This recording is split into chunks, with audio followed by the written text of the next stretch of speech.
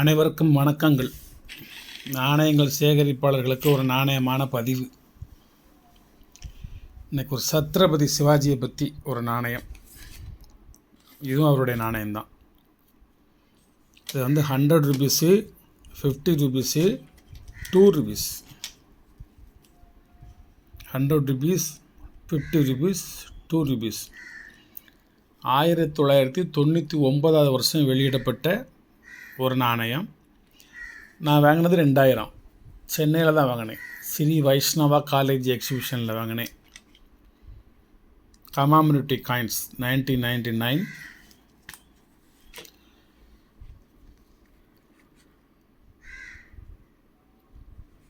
Weight 35 gram. 100 ரூபா coin. 50 ரூபா coin 30 gram. 2 ரூபா coin 6 gram. Metal quarter alloy, silver 50%, 50% வெள்ளி நாணயம். Copper, nickel, zinc. மற்றதெல்லாம் காப்பர் நிக்கலும் சேர்ந்தது தான். இது வந்து இப்போ வந்து very rare coin, rare collection. என்ன mint? Mumbai mint. UNC set. Proof set கிடையாது, UNC set. Very very rare collection. இப்போ வந்து வெரி டிமாண்ட் கலெக்ஷன். டிமாண்ட்லேயும் இது வந்து அவுட் ஆஃப் ஸ்டாக்கில் இருக்குது. எல்லா பக்கமும் ஒரு சில இடங்களில் கிடைக்குது. இது கவர். சத்ரபதி சிவாஜி உங்களுக்கு தெரியும், ஒரு பேரரசர்.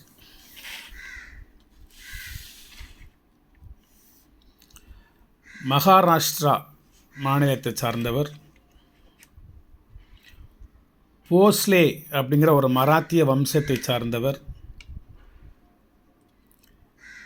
சிவனேரி அப்படிங்கிற ஒரு கிராமத்தில், தற்போதைய உள்ள பூனே,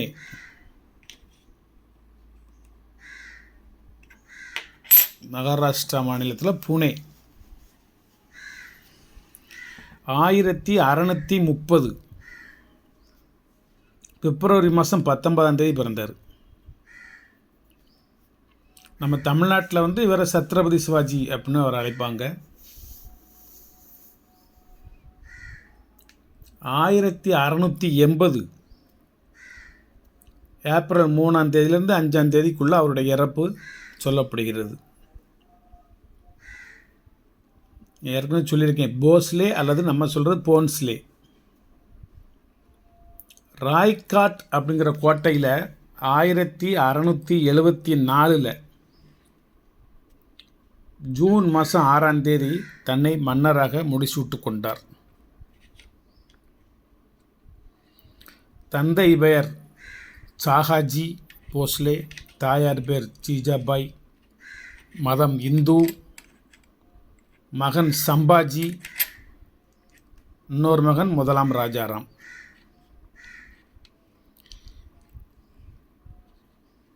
முதலாம் ராஜாராமின் மனைவி பெயர் வந்து ஜானகிபாய். ஒரு முற்போக்கு சிந்தனை கொண்ட ஒரு மன்னர். 1677 ஹைதராபாத்துக்கு வந்தார். தென்னிந்தியா என் தாயகம், அதை பாதுகாப்பது எனது கடமை என்றார். வேலூர் கோட்டை மற்றும் செஞ்சிக்கோட்டைகளை கைப்பற்றினார். இவரது 2வது மகன் 1ஆம் ராஜராஜனின் ஆட்சியின் போது செஞ்சிக்கோட்டை வந்து மராத்தியர்களின் தலைநகராக கொஞ்ச நாள் விளங்கியது.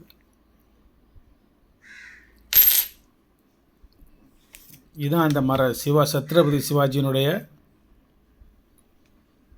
தெற்கு மும்பையில் உள்ள ஒரு சிலை, குதிரை மீது. இது வந்து இப்போ நாங்கள் அம்சம்ல இந்த காயினுடைய தற்போதைய ரேட்டு, இந்த நாணயம் 100 ரூபா, 50 ரூபா, 2 ரூபா, இந்த நாணயத்தினுடைய தற்போதைய ரேட்டு 24,000 ரூபா. தற்போதைய ரேட்டு நம்ம ஒரு 4,000 குறைச்சி கொடுக்கலாம். Very demand coin. ஒரே ஒரு செட்டு. அது 20 வருஷமாக நம்மகிட்ட இருக்குது, 25 வருஷமாக இருக்குது. எல்லாத்துட்டும் எடுத்து காமிச்சு கொடுவேன் பெருமையாக. இந்த நாணயம் தற்போது வந்து அவுட் ஆஃப் ஸ்டாக்.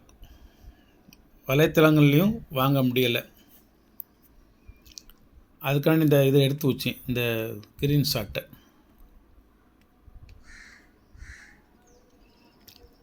இது என்ன தெரியுமா? சத்ரபதி சிவாஜியில் உள்ள ஹைதராபாத்து காயின் மின்ட்டு ரேர். ஒரு காயின் வலைத்தளத்தில் 2500 ரூபா. இது ஃபேக் சத்ரபதி காயின், ஃபேக். இதனுடைய முத்திரையை பாருங்கள், கீழே இதை பாருங்கள், மின்ட்டை கொண்டாந்து இது பதிக்கப்பட்டிருக்கு. இது ஹைதராபாத் மின்டே கிடையாது, 5 ஸ்டார் கிடையாது. ஸ்டாரினுடைய முனைகள் கூர் முனையாக இல்லை, ரொம்ப சுற்றி வேறு அந்த மெட்டலினுடைய இந்த இது தெரியுது. இது வேறு ஒரு மின்டிலேருந்து உருவாக்கி அல்லது இதில் இருந்த அந்த நொய்டா மின்டையே அப்படி மெல்ட் பண்ணி சுற்றி சிதைச்சி வச்சுருக்கிறதா அது நல்லா தெரியுது. ஒரு fake Hyderabad mint 2 rupees coin. ஒரிஜினலை பார்க்கணுமா? இந்த இதில் எந்த காயின்னு பார்த்துக்கிறேன். கல்கட்டா மின்ட்டு. கல்கட்டா மின்ட்டில் 2 இருக்குது. இது நல்ல கண்டிஷனாக இருக்குது, இது பளிச்சுன்னு இருக்குது கண்டிஷன். இதில் முத்து மாலைகள்லாம் தெரியுது, இதில் இந்த மாலையெல்லாம் தெரியல பாருங்க. இது அங்கிட்டு எடுத்து வச்சுருவோம். ஹைதராபாத் மின்ட்டா? இது என்னது? இது ஹைதராபாத் மின்ட்டு. இதை காமிக்கிறேன், இந்த மின்ட்டை காமிக்கிறேன். இந்த மின்ட்டில் 5 முனைகள் அல்லது ஸ்டாரில் 5 சிம்பிள் எப்படி இருக்குன்னு பார்த்துக்கோங்க. சுற்றி லைட்டாக கருப்பாக இருக்கிறது அழுக்கு. அது எடுக்கிறதா இருந்தால் எடுத்துடலாம். நான் காமிச்ச நாணயத்தில் உள்ள மின்ட்டையும் பார்த்துக்கோங்க. இந்த மின்ட்டை பாருங்கள், முனைகள் மழுங்கி வலுன்னு இருக்குது. இந்த மின்ட்டில் உள்ள இந்த ஸ்டாரை பாருங்கள், முனையெல்லாம் கத்தி மாதிரி இருக்கும், நல்ல 5 பக்கமும். Original 100% original coin. இது ஒரிஜினல் என்று சொல்ல இயலாது. இன்னொன்று இருந்துச்சு, என்னது? இது சத்ரபதி சிவாஜியினுடைய முத்திரை.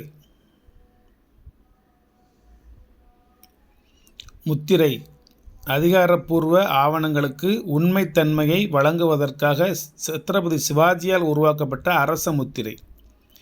இதில் எழுதியிருக்கிறது எல்லாமே சான்ஸ்கிரிட்.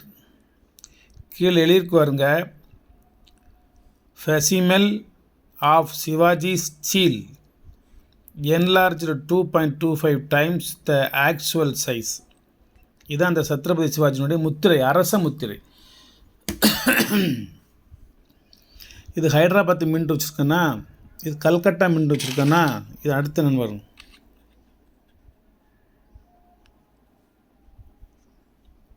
மும்பை மின்ட் இருக்கா? மும்பை மின்ட் அடுத்த நான் வரும். அடுத்து நொய்டா மின்ட் இருக்கா? இது நொய்டா மின்ட்டு எப்படி இருக்குன்னு பார்த்துக்கணும். நொய்டா மின்ட்டு, இந்த மின்ட்டு இப்படி தட்டுனா டக்குன்னு அடிக்கணும், அந்த மாதிரி ஸ்ட்ராங்காக குண்டாக இருக்கணும். இது நொய்டா. இது டைமண்ட். இது ஹைதராபாத். இது கல்கட்டா. 4 விதமான நாணயங்கள், 4 விதமான மின்ட்டுங்கிட்ட வச்சுருக்கேன். ஒன்றுபட்ட சகோதரன் வெங்கோஜின்னு ஒருத்தர் உண்டு. வெங்கோஜி ஒன்றுபட்ட சகோதரன். இவர் தந்தையாரின் 2வது மனைவியின் மகன். சித்தி அவங்களுக்கு பேர் துர்காபாய். இவர் தான் தஞ்சாவூரில் ஆட்சி புரிந்தார். நான் தஞ்சாவூருக்கு போய் நான் இந்த வெங்கோஜி, சரபோஜி, இந்த மன்னர்களை பற்றி நான் நிறைய புத்தகங்களை வாங்கிட்டு வந்திருக்கேன், நான் வச்சுருக்கேன். அங்கே சரஸ்வதி மகால்னு ஒன்று இருக்குது, அங்கே போய் அதை வாங்கிட்டு வரணும். மிக பழமையான புத்தகங்கள் வச்சுருக்கேன். இப்போ நிறைய பேர் அது அந்த ஆதாரம், இந்த ஆதாரம், கல்வெட்டு ஆதாரம், ஓலைச்சுவடி ஆதாரம், புத்தக ஆதாரம்னு ஒரு சில விஷயங்களை சொல்லி பிரச்சனை கிளப்பிக்கிட்டு இருக்காங்க. நான் ஒருபாடு பழைய தொல்பொருள் ஆய்வுத்துறையிலேருந்து, ஓலைச்சுவடிகளிலிருந்து படி எடுக்கப்பட்ட புத்தகங்கள் வச்சுருக்கேன். அதை இப்போ நான் வலைத்தளத்தில் வாசித்தோம்னா தமிழ்நாட்டில் புரட்சி வெடிச்சிடும். அந்த மாதிரி இருக்குது அந்த புத்தகங்கள். அவ்வளவு சாதிய பாகுபாடுகள் அது எழுதியிருக்கு. அதெல்லாம் நீங்கள் வாங்கணும், படிக்கணுமே தவிர வெளியிடக்கூடாது. அவ ஏற்கனவே வெளியிட்டுட்டாங்க, அதை அப்படியே போயிட்டு ஓட்டும். நம்ம புதுசாக அதை எடுத்து கையில் எடுத்து அப்படி எழுதியிருக்காங்க, இப்படி எழுதியிருக்காங்க அப்படின்னு ஒருத்தருக்குள்ளே ஒருத்தர் ஒரு மனஸ்தாபத்தை உருவாக்கக்கூடாது. படிச்சியா, தெரிஞ்சுக்கிட்டியா உன் மனசோடு வச்சுட்டு அப்படியே விட்டுறணும். நல்ல வேளை சத்ரபதி சிவாஜி மகாராஷ்டிராவில் பிறந்திருந்தார். அவர் தமிழ்நாட்டில் பிறந்திருந்தால் இப்போ அவர் எங்கே ஆளுகன்னு சொல்லி நான் சண்டை விட்டுக்கிட்டு இருப்பேன். இன்னொருத்தையும் அவங்க ஆளுக அப்படிமா, இன்னொருத்தையும் ஒரு ஓலை சொல்லுங்க பாடுறா என்ன எழுதியிருக்குன்னு அவன் எங்கே ஆளுகடா அப்படிமா. இப்போ சத்ரபதி சிவாஜியை கொண்டாடுவதற்கு ஒவ்வொரு சாதிகளும் சண்டை ஓட்டு மல்லு கட்டிகிட்டு இருக்கும். நமக்கு தெரிய அவன் ஒரு ஹிந்து மன்னன், ஒரு புரட்சியாளன். அதாவது எதிரியை சம தள நிலப்பரப்பில் சந்திக்க மாட்டான். நான் ஏற்கனவே படித்த விஷயங்கள் இது. காட்டுக்குள்ளே கரடு முரடான பாதையில் மலைகளுக்கு உள்ளே மறைந்திருந்து கொரில்லா வார்ஃபயர் அப்படின்னு சொல்லக்கூடிய அந்த கொரில்லா தாக்குதல் நடத்துவான். ஆனால் அவங்க இங்கே வரமாட்டாங்க. எதிரிகள் இவன் இப்படி தாக்குவான்னு சொல்லி உள்ளே வரமாட்டாங்க. இவன் பாறைகளுக்கு இடையே மறைந்திருந்து நம்ம தாக்குவான், நம்மளை அழிப்பான்னு சொல்லி எதிரிகள் சத்ரபதி சிவாஜியை எதிர்த்து அந்த அளவுக்கு உள்ளே வரமாட்டாங்க. இவர் என்ன செய்வார், அவனை வர வைப்பார். சமதள பரப்பில் சண்டை ஓடாமல் கரடு முரடான பாதைகளுக்கு உள்ளே எதிரியை வர வைப்பார். கொஞ்சம் கொஞ்சமாக இந்த இருக்கான், பக்கத்துலாம் இருக்கான், இன்னொரு 100 அடி போனால் அவனை அடிச்சிடலாம், பிடிச்சிடலாம், சுட்டுடலாம், கொண்டுடலாம்னு சொல்லி இப்படியே ஒரு ஆசையை உருவாக்கி உள்ளே கொண்டு போய் எங்கோ ஒரு இடத்துல மறைஞ்சு நின்று கொரில்லா வார்ஃபயர் பண்ணி எதிரிகளை வீழ்த்துவார். அதில் பெரிய கெட்டிக்காரர் இவர், சண்டை பயிற்சியில் பெரிய கெட்டிக்காரர். நம்ம 5 தேசங்கள்னு சொல்லுவோம். தமிழ்நாடை பஞ்ச தேசங்கள் அப்படிம்பாங்க. சிவாஜியின் வரலாறு சொல்லணும்னா 10 புத்தகம் வேணும். இந்த பஞ்ச தேசங்கள் என்ன தெரியுமா? தமிழ்நாடு, மலையாளம், ஆந்திரம், கர்நாடகம், இன்னொன்று கோவா. கோவா முதல்ல எங்கே இருந்துச்சுன்னா கர்நாடகாவுக்கு உள்ளே இருந்துச்சு. கொங்கணி அப்படின்னு பேர், அவங்க லாங்குவேஜுக்கு பேரே கொங்கணி. அவங்க இங்கேருந்து புலம்பெயர்ந்து போய் மும்பை கடற்கரையில் அங்கே மகாராஷ்டிரா பக்கம் அந்த பக்கம் ஒரு தனியாக ஒரு தேசம் அமைச்சு கோவா அப்படின்னு ஒரு சுற்றுலாத்தலம் மாதிரி ஒன்று அமைச்சு அங்கே இருக்காங்க. வருஷத்துக்கு ஒரு முறை அவங்க ஒரு வித்தியாசமான ஒரு உடை அணிந்து நம்ம தமிழ்நாட்டில் வேளாங்கண்ணி மாதா கோயிலில் அவங்களுக்கு குலதெய்வம் அங்கே வருவாங்க. நான் நேரடியாக பார்த்துருக்கேன், சந்திச்சிருக்கேன், பேசியிருக்கேன். அந்த மக்களோட புகைப்படங்கள்லாம் நிறைய எடுத்திருக்கேன். இந்த 5 சேர்ந்து தான் பஞ்ச தேசங்கள்னு சொல்லக்கூடியது. 5 தேசங்கள் அப்படின்னு சொல்லக்கூடிய 5 மாநிலங்கள். இந்த கொங்கணி இத்தேசத்தில் அந்த கோவாவில் நமக்கு ஒரு பாதுகாப்பு அரண் வேணும்னு சொல்லி சத்ரபதி சிவாஜி அந்த காலத்திலேயே 17ஆவது நூற்றாண்டு 1650, 57, 59லேயே ஒரு கடற்படையை உருவாக்குனார். அங்கே கடற்படை நம்ம எப்படி ராஜராஜ சோழனுக்கு காந்தலூர் சாலை கலமரத்தன்னு சொல்லுவோமோ அது மாதிரி சத்ரபதி சிவாஜிக்கு கோவா கொங்கணி பிரதேசம் ஃபுல்லாக அவருக்கு ஒரு கடற்கரையை அவர் அமைச்சார். ஆங்கிலேயர்கள், டச்சுக்காரர்கள், போர்த்துகீசியர்கள், பிரெஞ்சுக்காரர்கள் மற்றும் இத்தாலிய எழுத்தாளர்கள்லாம் சத்ரபதி சிவாஜியை ஆஹா ஓஹோ அப்படின்னு சொல்லி புகழ்ந்து நிறைய இலக்கியங்கள் எழுதியிருக்காங்க, புத்தகங்கள் எழுதியிருக்காங்க. இவர் ஒரு அலெக்சாண்டரு அப்படிங்கிறாங்க, இவர் ஒரு ஜூலியஸ் கிறிஸ்டோஃபர் அப்படிங்காங்க, இவர் ஒரு ஜூலியஸ் சீசர் அப்படிங்காங்க, இவர் ஒரு கன்னிபால் அப்படிங்கிறாங்க. அது மாதிரி இவரை பற்றி இவர் ஒரு வீர வரலாற்று புருஷனாக உலக நாட்டு எழுத்தாளர்களால் வர்ணிக்கப்பட்டு புத்தகங்களில் இடம்பெற்றவர். இவர் மிகவும் ஹனுமன் ஜெயந்திக்கு முதல் நாள் இவர் இறந்து போனார். ஹனுமன் ஜெயந்திக்கு முதல் நாள் ஒரு அற்புதமான இவர் ஒரு தேசத்தந்தை மாதிரி, நமக்கு இந்து மக்களுக்கு இவர் ஒரு தேசத்தந்தை மாதிரி. அந்த பிரெஞ்சுக்காரங்க, அந்த டச்சுக்காரங்க, அந்த ஆங்கிலேயர்கள் மற்றும் போர்த்துகீசியர்கள் இவங்கெல்லாம் அந்த கிறிஸ்துவ மதத்தை சார்ந்து இருந்தவர்கள். இவர்களுடைய நுணுக்கங்கள், இவர்கள் பழகுவதற்கு, இவர்களை எளிதாக அணுகுவதற்கு இவர் ஒரு உத்தியை கைப்பற்றினார். என்னென்னா, இந்து மதத்திலிருந்து கிறிஸ்துவ மதத்துக்கு மதம் மாறியவர்களை இவர் போர்களில் போர் வீரர்களாக பயன்படுத்தி எதிரிகளோடு மோதச் செய்து, அதாவது முள்ளை முள்ளால் எடுப்பது போல் எதிரிகளோடு மோதச் செய்து நிறைய வெற்றிகள் பெற்றிருக்கார். முகலாயர் மன்னர்களிடமிருந்து தமிழகம், ஆந்திரம், தெலுங்கு, கர்நாடகா, மகாராஷ்டிரா இப்படி 5 தேசங்கள்லையும் இவரை கால் பதிச்சிருக்கிறார். புன்னைநல்லூர் மாரியம்மன் கோவில்னு ஒன்று இருக்குது தஞ்சாவூரில். அங்கே போனீங்கன்னா சத்ரபதி சிவாஜி வருகை புரிந்த நாளையே அங்கே கல்வெட்டில் பொறிச்சு வச்சுருக்காங்க. பெரிய பெரிய தூண்கள், திருமல நாயக்கர் தூண்கள் மாதிரி தூண்கள் இருக்கும். அந்த தூண்கள் உள்ளே போனீங்கன்னா சத்ரபதி சிவாஜின்னு போட்டு அவர் வருகை தந்தார் அப்படின்னு ஒரு எழுத்து எழுதியிருக்கும். நான் போய் பார்த்துட்டு வந்திருக்கேன். அதுமாதிரி இங்கே தஞ்சாவூர் சரஸ்வதி மகாலுக்கு போனீங்கன்னா சரபோஜி மன்னர் இசையில் மிகவும் ஆர்வம் உள்ளவர் என்பதற்காக அவர் ஒரு இசை கருவியை உருவாக்கி, ஒரு ராகத்தை உருவாக்கி, அந்த ராகத்துக்கு பேர் சரபோஜி ராகம் அப்படின்னு ஒரு பேர் விட்டுருக்காங்க. இது சம்மந்தமாக நான் ஒரு புத்தகம் வாங்கிட்டு வந்து குறிப்புகள்லாம் எடுத்து நான் ஒரு ஹின்ஸ் மாதிரி ஒரு டயரில் குறித்து வச்சுருப்பேன். நான் நிறைய ஒரு 50 டைரி 100 டைரி இருக்கும். எதுனாலும் உடனே எடுத்து படித்து குறித்து வச்சுட்டே இருப்பேன். அது எப்போவாச்சும் ஒரு சமயம் பயன்படும் சொல்லி பயன்படுதோ பயன்படலையோ அது இறைவனுக்கு தான் தெரியும். சரி, வணக்கம், வாழ்த்துக்கள். நிறைய பேசிகிட்டே இருக்கணும். சத்ரபதி சிவாஜியை பற்றி இன்னும் பேசிகிட்டே இருக்கலாம். 3 நாள் தொடர் சொற்பொழிவாற்றலாம். அவ்வளோ விஷயங்கள் இருக்குது. இன்றைக்கி வந்து அவருடைய நினைவாக உங்களுக்கு ஒரு நாணயம், அதாவது ஒரு 4 மின்ட்டு ஒரு நாணயம், ஒரு கம்மாமினிட்டி காயின்ஸ் யூஎன்சி காயின்னு, 100 ரூபா, 50 ரூபா, 2 ரூபா ஒரு செட் காயின். இது வந்து ஒரு செட் காயின்.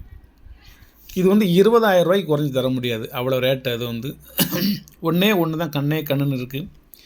இது வந்து இது என்ன மின்ட்டு சொல்கிறீங்க? ஃபஸ்ட்டு இருக்கிறது கல்கட்டா மின்ட்டு 200 ரூபா, ஹைதராபாத் மின்ட்டு 2500 ரூபா, மும்பை மின்ட்டு 150 ரூபா, நொய்டா மின்ட்டு 200 ரூபா. மொத்தம் எவ்வளோ ஆச்சுன்னா 3050 ரூபா ஆச்சு. இது எல்லாத்துக்கும் சேர்த்து 3050 ரூபா என்னோடய ரேட்டு. நீங்கள் 1500 கொடுங்க. இந்த 4யுமே செட்டாக வாங்கிக்கோங்க. ஒரு அதிசயமான ஒரு செட்டு. இந்த ஒரு காயின் மட்டும் 2500 ரூபா, வெரி ரேரு. இது வந்து குட் கண்டிஷனான காயின்னு. இந்த ஒரு காயினுக்கே எனக்கு 2500 கொடுக்கணும். நான் வந்து விலை கூடின நாணயங்கள், ரேர் நாணயங்கள் யார்கிட்ட இருந்தாலும் விலையை பார்க்காம அதை வாங்கி என்னுடைய சேவிங்ஸில் வச்சுருவேன். இந்த 4 நாணயத்தை வாங்கிட்டிங்கன்னா நீங்கள் வேறு நாணயம் வாங்க வேண்டாம். சத்ரபதி சிவாஜி நாணயம் ஒன்று உங்கள்கிட்ட இருக்கலாம், ஆனால் இந்த மாதிரி 4 நாணயங்களும் சேர்ந்த ஒரு செட்டு இருப்பது மிகவும் கடினம். அதனால் இதை யாரேனும் ஒரு செட்டு மட்டும், யாரேனும் ஒரு ஆள் மட்டும் வாங்கிக்கோங்க. இது கொஞ்சம் வசதி வாய்ப்பு உள்ளவங்க, சத்ரபதி சிவாஜி மீது பற்றும் பாசமும் உள்ளவங்க, ஒரு ஹிந்து தர்மத்தின் மீது ஒரு பிரியம் உள்ளவங்க, அவங்களுக்கு வேணும்னா இது ஒன்று வாங்கிக்கோங்க.